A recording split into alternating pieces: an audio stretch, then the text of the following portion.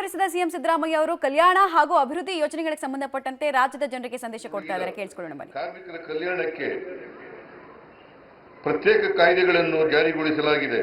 ಇದರೊಂದಿಗೆ ಗಿಗ್ ಕಾರ್ಮಿಕರ ವಿಮಾ ಸೌಲಭ್ಯ ಯೋಜನೆ ಮತ್ತು ಪತ್ರಿಕಾ ವಿತರಕರಿಗೆ ಅಪಘಾತ ಮತ್ತು ವೈದ್ಯಕೀಯ ಸೌಲಭ್ಯ ಯೋಜನೆಗಳನ್ನು ಜಾರಿಗೊಳಿಸಲಾಗಿದೆ.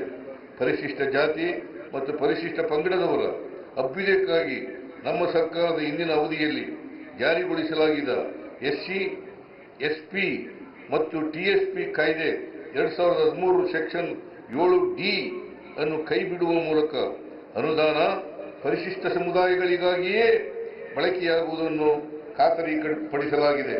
ಪರಿಶಿಷ್ಟ ಜಾತಿ, ಪರಿಶಿಷ್ಟ ಪಂಗಡದವರು ಹಾಗೂ ಹಿಂದುಳಿದ ವರ್ಗದವರಿಗೆ 1 ಕೋಟಿ ರೂವರೆಗಿನ ಗುತ್ತಿಗೆಯಲ್ಲಿ ಮೀಸಲಾತಿ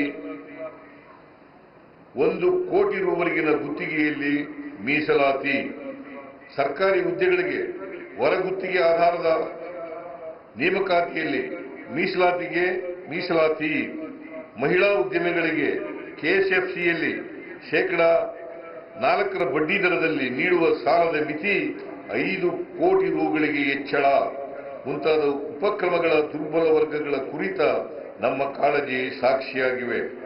ಕರ್ನಾಟಕ ವಸತಿ ಶಿಕ್ಷಣ ಸಂಸ್ಥೆಯಡಿ ಹೋಬಳಿ 1 ವಸತಿ ಶಾಲೆ ಪ್ರಾರಂಭಿಸುವ ಗುರಿಯನ್ನು ಹೊಂದಿದ್ದು, ಪ್ರಸಕ್ತ ಸಾಲಿನಲ್ಲಿ 20 ಹೊಸ ವಸತಿ ಶಾಲೆಗಳು ಹಾಗೂ ಪರಿಶಿಷ್ಟ ಜಾತಿ, ಪರಿಶಿಷ್ಟ ಪಂಗಡ, ಹಿಂದುಳಿದ ವರ್ಗ ಮತ್ತು ಅಲ್ಪಸಂಖ್ಯಾತ ಸಮುದಾಯದವರಲ್ಲಿ ಉನ್ನತ ಶಿಕ್ಷಣಕ್ಕೆ ಉತ್ತೇಜನ ನೀಡಲು ಪೂರಕವಾಗಿ ಹೊಸದಾಗಿ ಒಟ್ಟು 295 ಮೆಟ್ರಿಕ್ ನಂತರದ ವಿದ್ಯಾರ್ಥಿ ನಿಲಯಗಳನ್ನು ಮಂಜೂರು ಮಾಡಲಾಗಿದೆ. ಪರಿಶಿಷ್ಟ ಪಂಗಡದ ಅತಿ ಹಿಂದುಳಿದ 23 ಅಲೆಮಾರಿ, ಅರೆ ಅಲೆಮಾರಿ ಸಮುದಾಯಗಳ ವಿದ್ಯಾರ್ಥಿಗಳಿಗೆ ಏಕಲವ್ಯ ಮಾದರಿ ವಸತಿ ಶಾಲೆಗಳಲ್ಲಿ 20% ಮೀಸಲಾತಿ ಹಾಗೂ ನೇರ ಪ್ರವೇಶ ಅವಕಾಶ ಕಲ್ಪಿಸಲಾಗಿದೆ. ಅಲ್ಲದೆ ಮಹರ್ಷಿ ವಾಲ್ಮೀಕಿ ಆದಿವಾಸಿ ಬುಡಕಟ್ಟು ವಸತಿ ಶಾಲೆಗಳ ವಿದ್ಯಾರ್ಥಿಗಳ ಸಂಖ್ಯಾಬಲವನ್ನು 25ರಿಂದ 40ಕ್ಕೆ ಹೆಚ್ಚಿಸಲಾಗಿದೆ.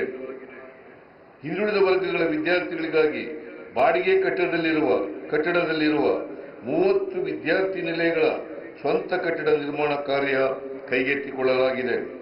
ಅಲ್ಪಸಂಖ್ಯಾತ ಸಮುದಾಯಗಳ ಶೈಕ್ಷಣಿಕ ಅಭಿವೃದ್ಧಿಗಾಗಿ 100 ಹೊಸ ಮೌಲಾನಾ ಆಜಾದ್ ಶಾಲೆಗಳ ಪ್ರಾರಂಭ ಹಾಗೂ 50 ಸಂಖ್ಯಾಬಲವುಳ್ಳ 25 ಮೊರಾರ್ಜಿ ದೇಸಾಯಿ ವಸತಿ ಶಾಲೆಗಳನ್ನು ಪ್ರಾರಂಭಿಸಲು ಕ್ರಮ ಕೈಗೊಳ್ಳಲಾಗಿದೆ.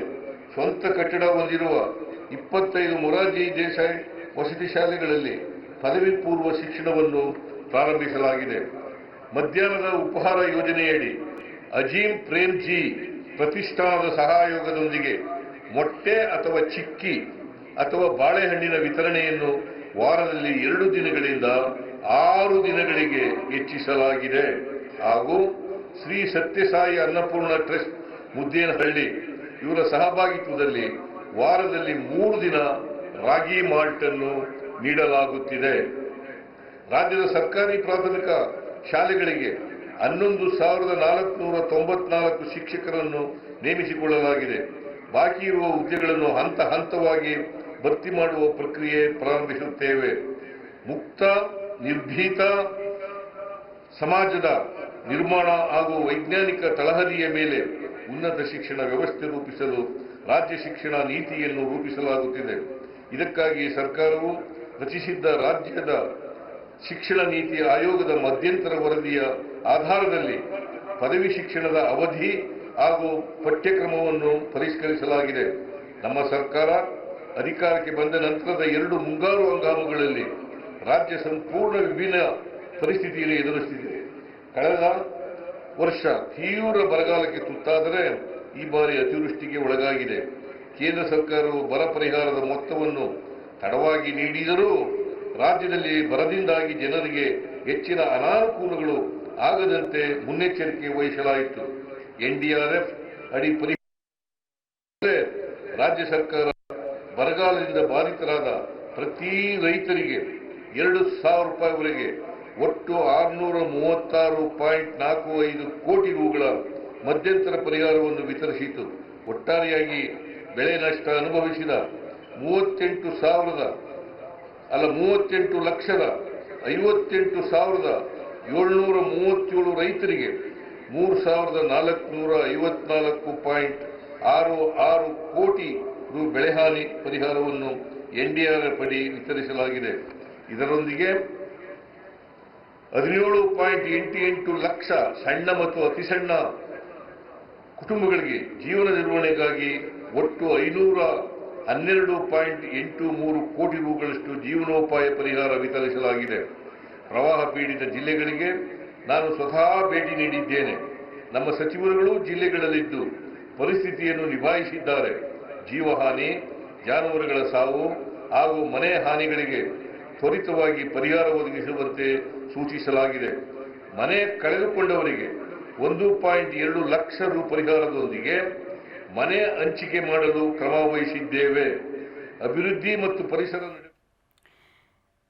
ಧ್ವಜಾರೋಹಣವನ್ನು ನೆರವೇರಿಸಿದಂತಹ ಸಿಎಂ ಸಿದ್ದರಾಮಯ್ಯ ಅವರು ಪ್ರಮುಖ ಸಂದೇಶವನ್ನು ರಾಜ್ಯದ ಜನತೆ ಕೊಟ್ಟಿದ್ದಾರೆ. ಈ ವೇದಿಕೆ ಮೂಲಕ ಅವರು ಗ್ಯಾರಂಟಿ ಯೋಜನೆಗಳು ಮುಂದುವರಿಯುತ್ತೆ ಅಂತ 2 ಸಲ ಹೇಳೋದ್ರ ಮೂಲಕ ಗ್ಯಾರಂಟಿ ಯೋಜನೆಗೆ ಕತ್ತರಿ ಬಿದ್ದುಬಿಡುತ್ತೆ, ನಿಂತು ಹೋಗುತ್ತೆ ಅನ್ನುವಂತಹ ಆತಂಕವನ್ನ ದೂರ ಮಾಡೋ ಕೆಲಸವನ್ನ ಇದೇ ಸಂದರ್ಭದಲ್ಲಿ ಮಾಡಿದ್ದಾರೆ. ಜೊತೆಗೆ ಗ್ಯಾರಂಟಿ ಯೋಜನೆಗಳಿಂದ ಮಾಸಿಕವಾಗಿ ಪ್ರತಿ ಕುಟುಂಬಕ್ಕೂ ಆಗ್ತಾ ಇರುವಂತಹ ಲಾಭ 4 ರಿಂದ 5 ಸಾವಿರ ಲಾಭ ಆಗ್ತಾ ಇದೆ ಅನ್ನೋದನ್ನ ಕೂಡ ಅಲ್ಲಿ ಉತ್ತರಿಸಿದ್ರು. ಗ್ಯಾರಂಟಿ ಯೋಜನೆಗಳ ಸ್ವರೂಪ ಬದಲಾಗುತ್ತಾ ಇಲ್ವಾ, ಗ್ಯಾರಂಟಿ ಯೋಜನೆಗಳು ಸಾಗುವಂತಹ ಹಾದಿ ಹೀಗೆ ಇರುತ್ತಾ ಇಲ್ವಾ ಅನ್ನೋ ಪ್ರಶ್ನೆಗೂ ಕೂಡ ಉತ್ತರವನ್ನ ಕೊಟ್ರು ಇವತ್ತಿನ ಭಾಷಣದಲ್ಲಿ.